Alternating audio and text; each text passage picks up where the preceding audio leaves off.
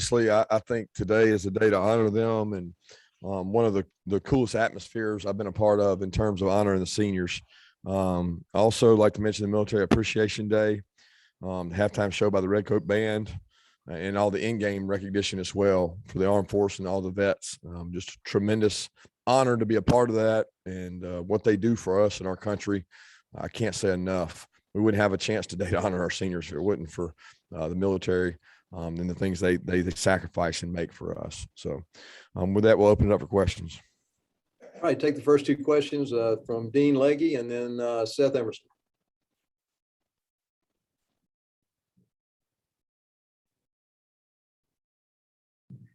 Sorry about that.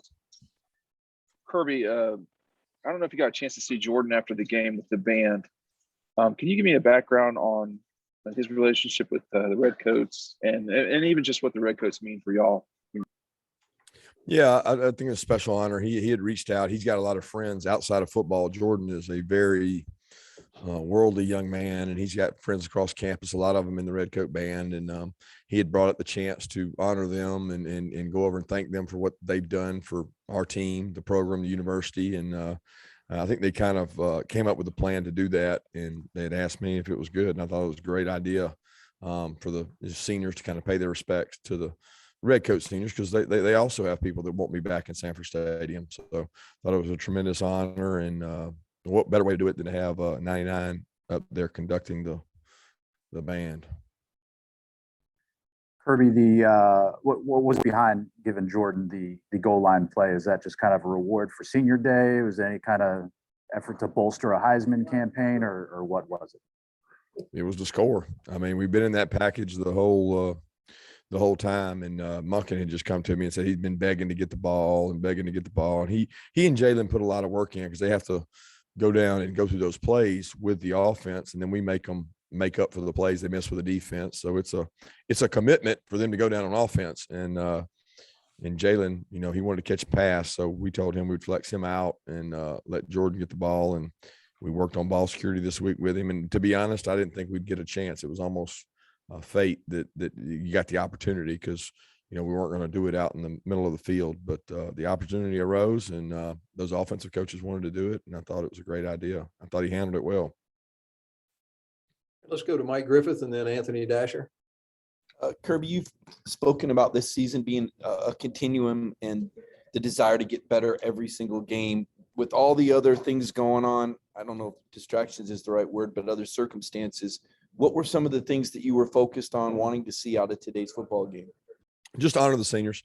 We had a really short message, and talked about our book and talked about what we're writing and what the next chapter would hold. And I told them I wanted them to name the next chapter, because I didn't want it to be a boring or monotonous chapter. And they said send off. And that was the name of the chapter, to send these guys off right, at least in Sanford Stadium. And I thought they handled that well.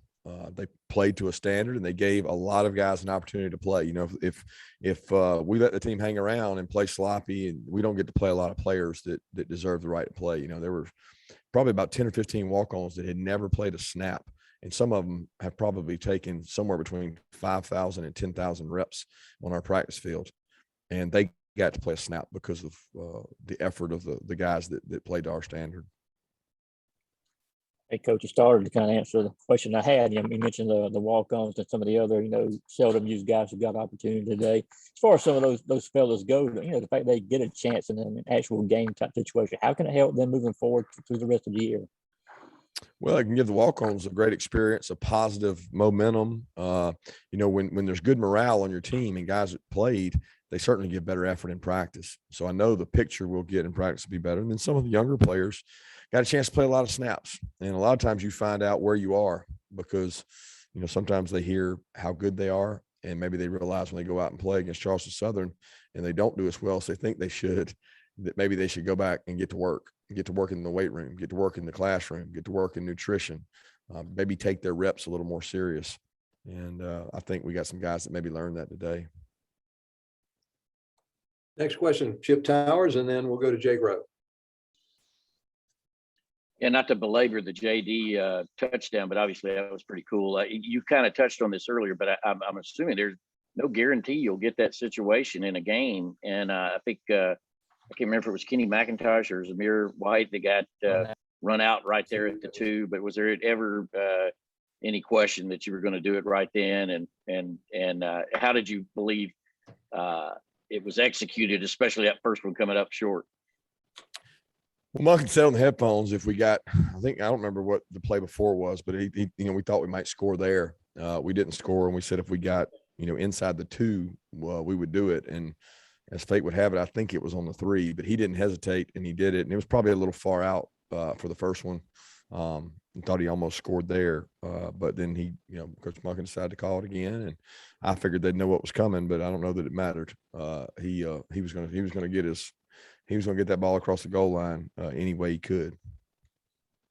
Kirby, wanted to ask you, I don't really remember seeing Nolan Smith out there. Wanted to know kind of what his status was for this game. And also Chris Smith, didn't see him out there either and wanted to see what he may be dealing with. Yeah, Nolan's elbow from last week, he practiced all week. He was a no contact guy, but he ran around, practiced, gave good effort, and probably could have gone if he had to have gone. But it was bothering him some, and I think he'll be fine for next week. And then Chris had a weird deal on Wednesday or Thursday. He had a bone bruise on his knee.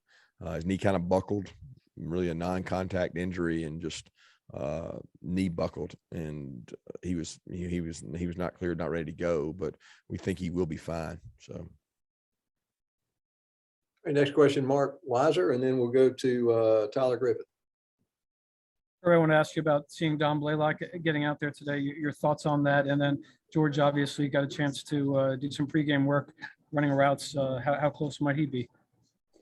Not sure on George. He's still not completely cleared yet. He's got to hit percentages on his knee, on his testing. He's got jumps. He's got Cybex. He's got 15, 16 different tests he does. And when he hits a certain percentage, we think he'll be able to get cleared, but we don't know when that's going to be. It's a matter of the strength in there and making sure that he's safe. Dom had the flu this week, so we thought we'd get him back, and I think we got him back on Thursday maybe. And he's very smart, very intelligent. He was able to jump right into the game plan. And he was coming back as we kind of lost Kieras at the back of the week. Kieras was battling the flu a little bit. So those two guys kind of shared that spot, and just want to get Dom some confidence, confidence to go out and play, catch the ball, get tackled, hit people, and do some of those things. And hopefully he can spin this into some momentum. I know you touched on it earlier, how important it was to get the walk-ons out there and kind of reward them for how hard they work. Is there any that you want to call out by name, just that you thought that you saw some great things from today? Well, great things to me were getting on the field. I mean, I really believe that. A young man that works really hard every day for us. We call him Sarge Haggerty. He's been here for a long time. He's a tight end. He's worked really hard, and he got to go out and play. Matt Brown, who is one of our most decorated, great players, young man, went and did an internship this summer, and Matt Brown's one of the best walk-ons I've ever been around in terms of he never complains. All he does is compete and give effort. Blake Watson is a young man that's a tackle, and I can't tell you how many snaps he's taken on that scout team, and he got to go out there and play today. Just did a tremendous job. Jalen Kennedy, a nickel, Tyler Malakis. There was a lot of guys that got to go out and play, and I was proud of them. All right, next question, Charles Odom, and then to Palmer Thombs. You had said that you wanted to see a strong start, and only the players could determine, how many backups were able to get into the game. I think you matched the school record for points and a half, but did you worry at all about how it would go when the first possession ends in the turnover? No, I wasn't concerned. I mean, that's part of football, right? You have the ups and downs. You respond to it. Our guys have really matured. They understand that there's 4 quarters to a game. We're not going to have any game decided in the first opening drive. Would certainly like to start better and start faster, but a ball got tipped and guy made a good play. Kirby, you said this is one of the most special senior day celebrations that you've seen. What is it about the senior class that makes them so special that fans want to celebrate in this way? Well, I just think they've been through so much. I mean, they had a COVID experience, and a lot of them chose to come back because of that. So there were guys that didn't get their senior day that came back to get it. I think what they've done in terms of leadership and affecting other players on our team, their overall record over 4 years, some of them 5 years. I mean, everybody's in a kind of a different spot out of that group. And I'll venture to say there'll be a lot of those guys that might be out there next year. But you know what? They'll be really good leaders by then. And I hope we get some of them back, and they can help impact our season next year. All right, let's go to Davis Baker and then to Emily Gagnon. Coach, how valuable is it for you to get some rest for your starters this late in the season, even if it is just a quarter or two? Yeah, I think it's important, but I think these guys are built to play the game of football. So what 1 quarter, 2 quarters does for them, I really don't know. I think the time to get the rest is during the week of practice, and we try to have high intensity, lower volume, and really get after it when we get after it. And we did some good on good periods this past week to really keep that competitive level. But I mean, it's hard at the end of the day sometimes to get something out of that game. Once you get that lead, you're trying to gain confidence in your offense, defense, special teams, and get some confidence in some backups. But the starters, there's not a lot they can do once we extend the lead. Hey, Coach, I was wondering, of the championship teams that you have coached throughout the years, is there something that all those teams have had in common? And do you find that this team has that? Hard to do comparisons. It's just really hard because I think everyone's so different. If there was one DNA trait of all those teams, it's usually leadership and composure. And yeah, I feel like this team has that, but I'll be honest with you. The last 2 or 3 teams we've had, I feel like have had really good composure and really good leadership. I don't know what makes this team set itself apart from any championship team that I've had, or makes it more similar. I take each one in its own entity, and every team has its own personality, and you start fresh every year. What I love about this team is that since the start, they have responded to every challenge. There's never been I don't know if we really want to practice today, Coach. They've demanded that players be where they're supposed to be, work out when they're supposed to work out, and practice the way they're supposed to practice. And I thought this week was great because we got to spend a little intentional time with the leaders, and really say, hey, we're getting ready to go into this tough circuit. Let's get ready. Let's thank you for what you've done thus far in terms of leading, but now's when it matters the most. All right, next question to Connor Riley and then to Ryan Curley. Hey, Kirby, it might be hard to quantify this, but what has Jordan Davis's personality and the way he interacts with people meant to this program?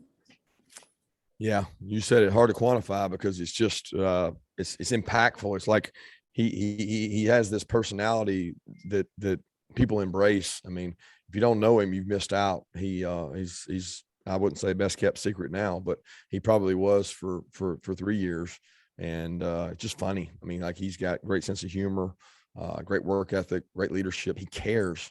He stands up and tells the team how much he cares about them, and he'll do anything for them. So I'm really proud of the way he's handled this season, because a lot of guys, when they come back, they don't necessarily handle things the right way, and he's done that.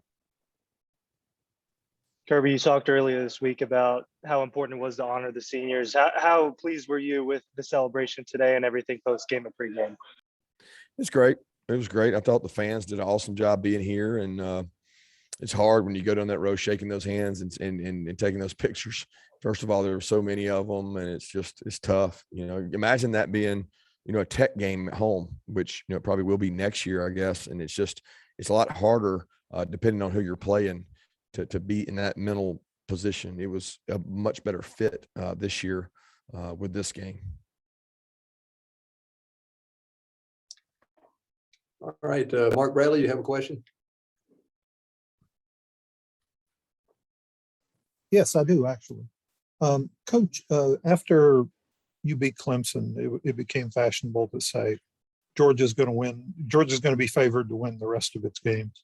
How impressed have you been that your team has been able to block out talk like that and just and just tend to business every week after week after week? It gives a lot of credit to those guys. I mean, if I said the same message every week over and over, it would fall on deaf ears. I mean, they would say, well, I've heard that before. Well, this game's going to be tough. Well, he said that game was going to be tough, and they've responded really well. But I mean, outside of this week, Monday and Tuesday, we probably have had some of our best practices every week, Monday and Tuesday. You know, my concern is it towards the end of the year and we're going to lose that edge on Monday and Tuesday, or was that because we were playing Charleston Southern? And I told them on Wednesday, I said, guys, we can't practice like this and continue to get better. And when you get towards the end of the year, it's the end of the year that you get remembered for, you know, March Madness, what team's playing best in March? When are you at your hottest? And we're trying to get better. We wanted to have rhythm today. You know, it was important that we went out and didn't just play it close to the vest. We went out there and went after it and played an aggressive game plan. So these guys have been excellent responding to adversity. And, you know, we've been on some tough road games. We've had some tough games here and there. I'm proud of the way they've handled everything, but there's still a road ahead. We got time for one more question, and then we'll let anybody jump in that would like to. Go ahead.